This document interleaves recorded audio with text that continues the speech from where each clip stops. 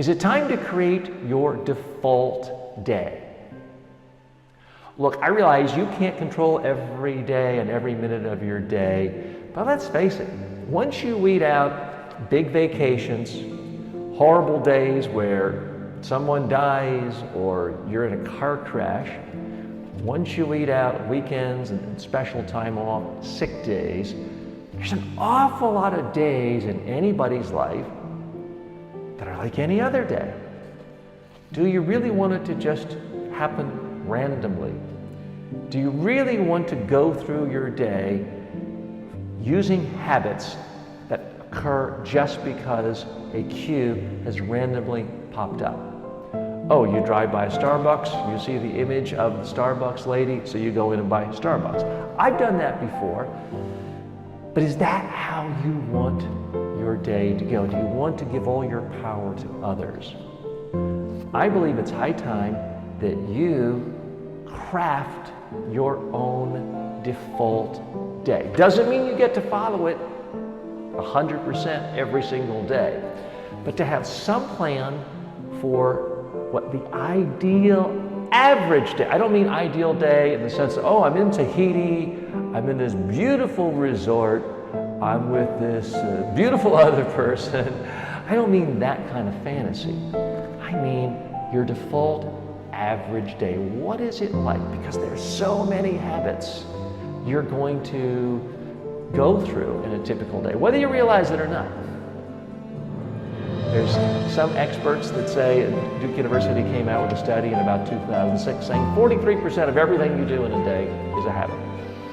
I've seen other estimates as high as 80%. Depending on how you define habit, you could go as far as to say 99% of what most people do in a typical day is just going through the motions of a habit. When I say habit, I mean typically things you can do without having to give any conscious thought to it, or at least very little thought. So I recommend you come up with a default day for yourself. First thing I do, and this sounds cheesy, it sounds silly, I laughed the first time I saw somebody recommend this, but I now do it. It's a nice way to start a day. When I get up out of bed, I put my feet on the ground and I say, it's going to be a great day. I put a smile on my face, I give myself a fist pump. It takes 1 second, but it just starts this mental imprint of looking in the right way, getting up on the so-called right side of the bed. It's a tiny little thing, but it is a start. So that's how default for me now. It's one of my habits. It's in my Selfie Speak program. It's in my checklist on my phone in a text format. That's how I start my day. And then I try to design my day of what I'm going to do from there. Typically, I am going to write 500 to 1,000 words for content for my show, for my online courses, for books, all about habits.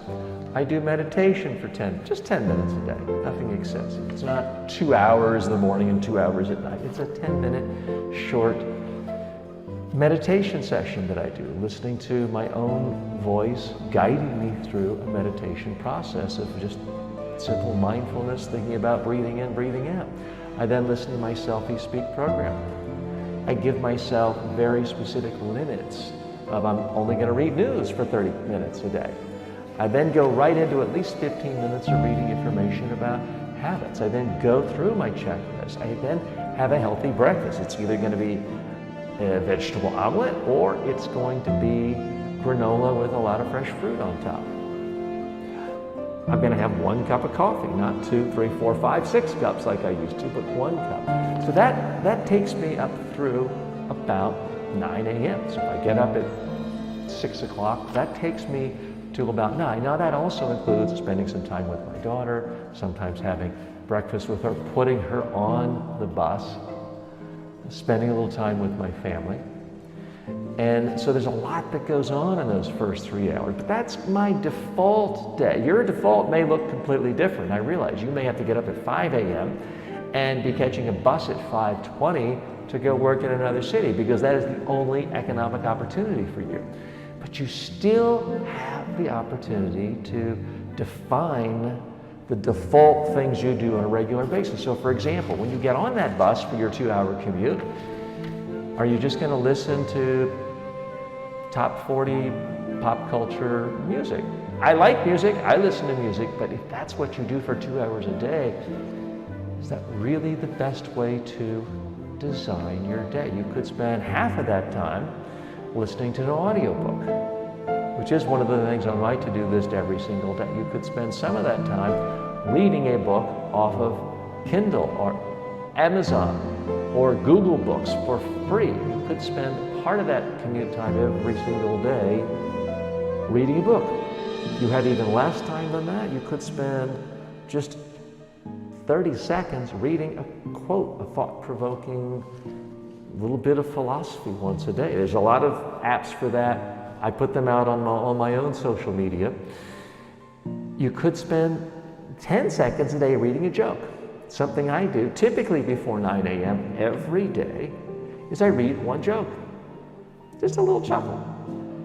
Do I learn a tremendous number of ideas from it? No, but it just puts me in a good frame of mind, a good mood.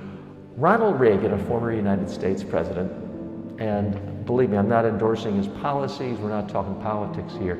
He was well known for starting meetings with a joke and asking his chief of staff to tell him a joke first thing in the morning.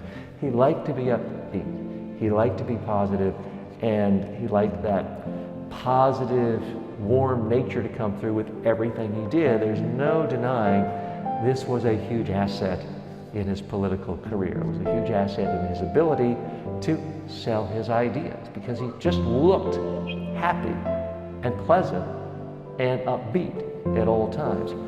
I feel like I'm more productive when I'm happy. All the research shows that human beings get more done, they get more work done when they're happy. If we're sad, depressed, bummed out, feeling bleh, it's a lot easier to fool ourselves and say, let me just check email. Next thing you know, okay, you did answer your email box, but you spent the 2 most productive hours of your whole day, maybe from 9 to 11, just answering email. That's stuff you could have done at